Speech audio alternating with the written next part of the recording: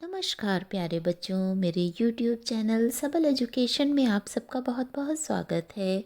आज कक्षा 12 हिंदी ऐच्छिक की क्लास में हम आपके सेकेंड टर्म का गद्य खंड अंतरा भाग 2 का पाठ असगर वजाहत जी की लिखी हुई 4 लघु कथाएं शेर, पहचान, चार हाथ और साझा पढ़ने और समझने जा रहे हैं।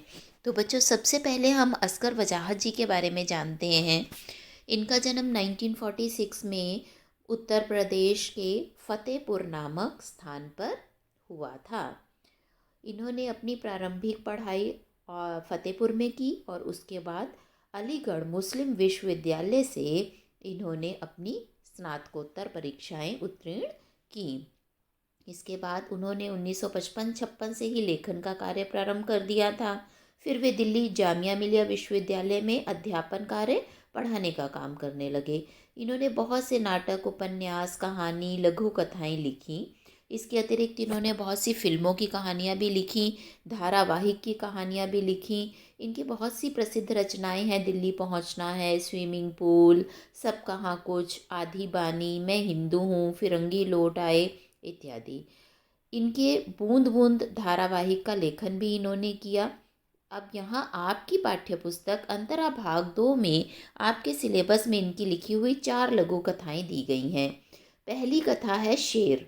तो यहाँ बताया गया है इस कहानी में कि शेर जो है ये एक प्रतीकात्मक और व्यंग्यात्मक लघु कथा है। शेर किसका प्रतीक है बच्चों? शेर व्यवस्था का प्रतीक है, सत्ता का प्रतीक है, जिसके पेट में जंगल के सभी जानवर किसी न किसी प्रलोभन मतलब लालच के चलते समाते जा रहे हैं। ऊपर से देखने पर तो शेर अहिंसावादी, न्यायप्रिय, बुद्ध का अवतार प्रतीत होता है, पर जैसे ही लेखक उसके मुंह में प्रवेश न करने का इरादा करता है, लेखक अपनी असलियत पर आ जाता है और दहाड़ता हुआ उसकी ओर झपटता है। कहने का तात्पर्य क्या है, व्यंग क्या है कि सत्ता तभी तक खामोश रहती है जब तक सब उसकी आज्ञा का चुपचाप पालन करते रहें। जैसे ही कोई उसकी व्यवस्था पर उंगली उठाता है या उसकी आज्ञा मानने से इनकार करता है, वह खूंखार हो उठती है और विरोध में उठे स्वर को कुचलने का प्रयास करती है। तो ये जो कहानी शेर है, इस कहानी के माध्यम से लेखक ने जो सुविधा उठाने वाले हैं, छद्म मतलब जो नकली क्रांतिकारी हैं, जो अहिंसावादी बनने का ढोंग करते हैं, ऐसे लोगों के ऊपर प्रहार किया है और बताया है कि जो हमारे सत्ता में बैठे हुए लोग हैं, नेतागण हैं, वो ऊपर से बहुत मीठे हैं, सबके साथ अच्छा व्यवहार करने का नाटक करते हैं, ढोंग करते हैं, लेकिन जैसे ही उनकी बुरी आदतों या उनके बुरे कार्यों की तरफ जनता हाथ उठाती है या उंगली करती है, वैसे ही वो जनता को कुचलने के लिए तैयार हो जाते हैं। तो बच्चों, आज हम अभी इस शेर कहानी का सस्वर वाचन करते हैं और साथ ही साथ मैं इस कहानी का भावार्थ भी आपको समझाती हूँ। तो कहानी है शेर। मैं तो शहर से या आदमियों से डरकर जंगल इसलिए भागा था कि मेरे सिर पर सींग निकल रहे थे और डर था कि किसी ना किसी दिन कसाई की नज़र मुझ पर ज़रूर पड़ जाएगी। सींग निकलना भी यहाँ एक मुहावरा है। इसका तात्पर्य है सरकार की बातों का विरोध करना। कसाई की नज़र पड़ जानी, जिन लोगों का आप विरोध कर रहे हो वो आपके शत्रु बन जाएंगे और आपको समाप्त करने की कोशिश करेंगे। जंगल में मेरा पहला ही दिन था कि मैंने बरगद के पेड़ के नीचे बैठे शेर को देखा। शेर का मुंह खुला हुआ था। शेर का खुला मुंह देखकर मेरा जो हाल होना था वही हुआ, यानी मैं डर के मारे एक झाड़ी में छिप गया। मैंने देखा कि झाड़ी की ओट भी गजब की चीज़ है। अगर झाड़ियाँ न हो तो शेर का मुंह ही मुंह हो और फिर उससे बच पाना बहुत कठिन हो जाए।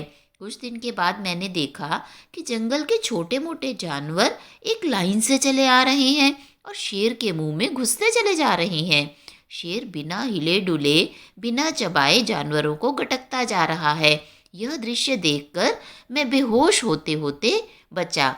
शेर के मुंह में जाने का तात्पर्य ये है कि शेर जो कह रहा है वो अंध भक्तों की तरह से उन बातों को चुपचाप मानते जा रहे हैं। और क्या है, शेर बिना हिले डुले, बिना चबाए अर्थात शेर जो है उन जानवरों का शोषण करता जा रहा है। अगले दिन मैंने एक गधा देखा जो लंगड़ाता हुआ शेर के मुंह की तरफ चला जा रहा था। मुझे उसकी बेवकूफ़ी पर सख्त गुस्सा आया और मैं उसे समझाने के लिए झाड़ी से निकलकर उसके सामने आया। मैंने उससे पूछा, तुम शेर के मुंह में अपनी इच्छा से क्यों जा रहे हो? उसने कहा, वहाँ हरी घास का बहुत बड़ा मैदान है, मैं वहाँ आराम से रहूँगा और खाने के लिए खूब घास मिलेगी। कहने का तात्पर्य क्या है? अपनी बातों से वो सामने वाले को इतना अधिक मोहित कर लेते हैं कि जो उनके अनुयायी हैं, जो उनके पीछे चलने वाले उनके समर्थक हैं, वो ये मानते हैं कि उनका नेता जो भी कह रहा है वो सारी बातें बिल्कुल सही हैं। अपनी चिकनी चुपड़ी मीठी बातों में वो लोगों को फंसा लेते हैं। और ऐसे ही वो गधा भी कह रहा है। मैंने उससे कहा, वह शेर का मुंह है। उसने कहा, गधे, वह शेर का मुंह ज़रूर है, पर वहाँ है हरी घास का मैदान। इतना कहकर वह शेर के मुंह के अंदर चला गया। लेखक क्या यहाँ स्पष्ट करना चाह रहा है कि ऐसे अंधभक्तों को अगर समझाने की कोशिश भी की जाती है तो वह किसी के समझाए बात को मानते नहीं है और बिल्कुल अपने नेता की बात का ही अनुसरण करते हैं। फिर मुझे एक लोमड़ी मिली।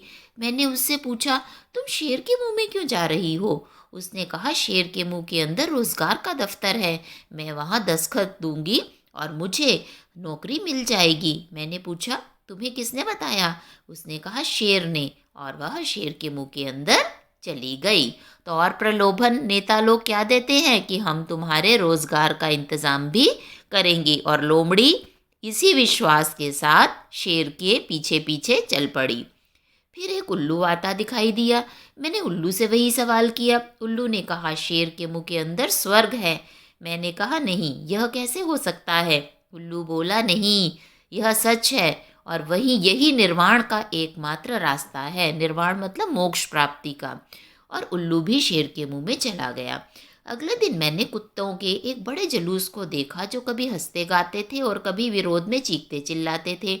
उनकी बड़ी बड़ी लाल लाल जीभें निकली हुई थीं, पर सब दुम दबाए थे। कुत्तों का यह जुलूस शेर के मुंह की तरफ बढ़ रहा था। मैंने चीख कर कुत्तों को रोकना चाहा, पर वे नहीं रुके और उन्होंने मेरी बात अनसुनी कर दी। वे सीधे शेर के मुंह में चले गए। कुछ दिनों बाद मैंने सुना कि शेर अहिंसा और सह अस्तित्ववाद का बड़ा जबरदस्त समर्थक है, इसलिए जंगली जानवरों का शिकार नहीं करता। मैं सोचने लगा, शायद शेर के पेट में वे सारी चीज़ें हैं जिसके लिए लोग वहाँ जाते हैं। और मैं भी एक दिन शेर के पास गया। शेर आंखें बंद किए पड़ा था और उसका स्टाफ ऑफिस का काम निपटा रहा था। मैंने वहाँ पूछा, क्या यह सच है कि शेर साहब के पेट के अंदर रोजगार का दफ्तर है? बताया गया कि यह सच है। मैंने पूछा, कैसे? बताया गया, सब ऐसा ही मानते हैं। मैंने पूछा, क्यों, क्या प्रमाण है? प्रमाण बेटा, इसका क्या प्रूफ है? बताया गया, प्रमाण से अधिक महत्वपूर्ण है विश्वास। कहने का तात्पर्य क्या है? जो लोग अंधविश्वास करते हैं उन्हें किसी प्रूफ की ज़रूरत नहीं होती। वो सिर्फ अपनी नेता की बात को ही सच मानते हैं, चाहे वह नेता झूठ बोल रहा हो चाहे सच बोल रहा हो, लेकिन वह आंख मूंद कर अपने नेता पर विश्वास करते हैं और उसी विश्वास के कारण बहुत बार वो नुकसान भी उठाते हैं और नेता के द्वारा उनको बेवकूफ़ बनाकर उनका शोषण भी किया जाता है। मैंने कहा, और वह बाहर जो रोजगार का दफ्तर है? बताया गया, मिथ्या है। मैंने कहा, तुम मुझे उल्लू नहीं बना सकते, वह शेर का मुंह है। शेर के मुंह और रोजगार के दफ्तर का अंतर मुझे मालूम है, मैं उसमें नहीं जाऊंगा। मेरा इतना कहते ही गौतम बुद्ध की मुद्रा में बैठा शेर दहाड़ कर खड़ा हो गया और मेरी तरफ झपट पड़ा। यहाँ गौतम बुद्ध किसके प्रतीक हैं बेटा? अहिंसा के। तो जो नेता, जो वो शेर, सत्ता रूपी शेर, व्यवस्था रूपी शेर, जो एक संत का भेष बनाकर बैठा था, अपने आप को अहिंसावादी कहता था, जैसे ही लेखक ने विरोध किया कि मैं उसके पेट में नहीं जाऊंगा, उसकी कही बातों को नहीं मानूंगा, उसके अधीन नहीं रहूंगा, वैसे ही वो उसको खाने के लिए झपट पड़ा। तो कहने का तात्पर्य ये है यहाँ पर, जब तक हम सत्ता की अच्छी या बुरी किसी तरह की बात का विरोध नहीं करते, तब तक सब कुछ सही रहता है। जैसे ही हम उनकी गलत नीतियों का विरोध करने लगते हैं, वैसे ही वे हमारे शत्रु बन जाते हैं। तो आशा है बच्चों, ये पहली कहानी जो मैंने इस वीडियो में आपको समझाई, समझ में आ गई होगी। अगले वीडियो में हम दूसरी कहानी पहचान पढ़ेंगे। अगर आपने अभी तक मेरे चैनल को सब्सक्राइब नहीं किया है तो इसे सब्सक्राइब कीजिए। वीडियो को ज़्यादा से ज़्यादा लाइक और शेयर कीजिए, जिससे सभी सब्जेक्ट्स के आपके सेकंड टर्म्स के वीडियो की नोटिफिकेशन आपको मिलती रहे। मेरे साथ बने रहने के लिए बहुत बहुत धन्यवाद।